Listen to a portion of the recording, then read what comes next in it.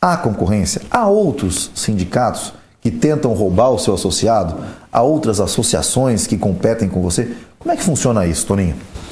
Bom, na verdade, funciona da seguinte forma. O nosso plano de sindicalismo no Brasil ainda não criou a pluralidade.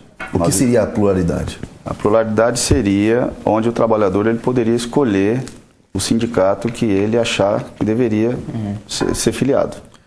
Hoje, o sistema sindicalismo do Brasil ainda prevê a unicidade sindical. O que é a unicidade?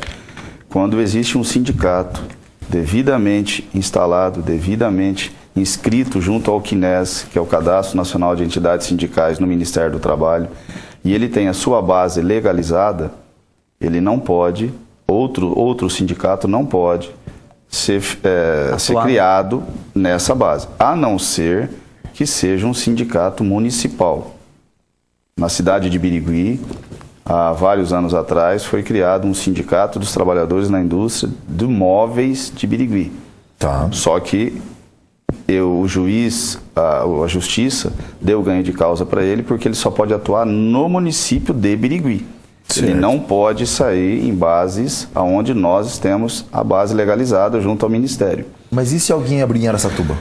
Não pode hoje porque já tem um sindicato da construção civil, dos trabalhadores. Agora, se amanhã ou depois mudar a legislação e criar a pluralidade, aí sim poderia se abrir outro sindicato. Tá?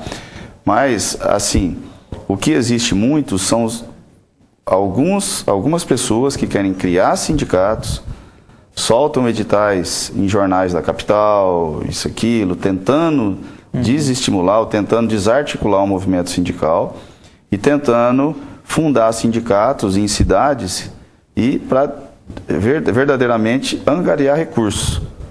Porque, na verdade, o sistema sindical hoje, ele ainda está passando por uns momentos de dificuldade. O governo está soltando várias situações aí, que muitas delas vão prejudicar a classe trabalhadora, muitas delas podem prejudicar até a classe patronal. Então a gente está vendo isso com uma situação diferente. Com pureza d'alma. Com pureza d'alma, eu vou te falar uma coisa aqui. Não existe ação que prejudique um patrão que no final não prejudique o empregado. E não existe ação que prejudique o empregado do governo que no final não prejudique o patrão. Isso aí você pode ter certeza absoluta. Isso é mais certo que um e um são dois. Eu posso dar um exemplo claro disso aqui? A nossa administração, desde a época do Gilberto, e nós levamos isso avante, nós nunca fizemos baderna. Nós nunca fomos um sindicato baderneiro. Nós sempre fomos um sindicato que procurou, em todas as situações difíceis, primeiro tentar conciliar. Bonito. Nós, em várias empresas que a gente tem livre acesso justamente por conta disso. A gente não aciona o Ministério do Trabalho por qualquer situação que ocorra. A gente liga, a gente chama a empresa, a gente tenta resolver. Então a gente procura unir o capital ao trabalho. A gente não quer desestimular o capital, não quer, com o termo, vou falar um termo esdrúxulo aqui, nós não queremos quebrar a empresa. Exato. Nós queremos que a empresa cresça e ao mesmo tempo dê o trabalho para o trabalhador. Mas eu vou citar um exemplo claro aqui que o governo, na sua medida provisória, que ele lançou aí em dezembro, ele criou 2 polos, no meu entendimento. Quando ele alterou o prazo do auxílio doença e do auxílio acidentário, passando de 15 para 30 dias, ele abriu um leque aí de situações diferentes que muito empresário acho que não percebeu. Primeiro, vou citar o lado do trabalhador. Hoje, vai ser muito difícil um trabalhador requerer um auxílio acidentário depois de 30 dias. Porque a grande maioria dos acidentes que ocorrem na construção são acidentes pequenos, que demoram aí 15, 20 dias, um corte, alguma coisa, ele já se recuperou. Por outro lado, a empresa está pagando mais 15 dias, que antigamente era 15, agora passou a ser 30.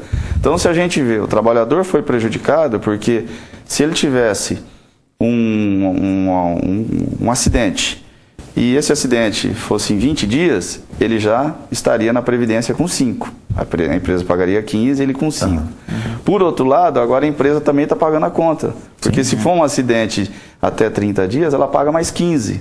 Então você vê até onde vai a situação que a gente tem que enfrentar.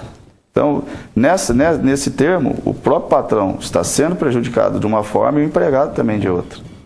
Então, muita gente não vê essa visão. Uma vez, é interessante isso, eu trocava e-mails com o César Tonheiro, nosso amigo de sempre, né? Você trocava? Não, a gente troca todos quase diariamente. É, que recentemente ele até comenta, a gente falava muito sobre isso.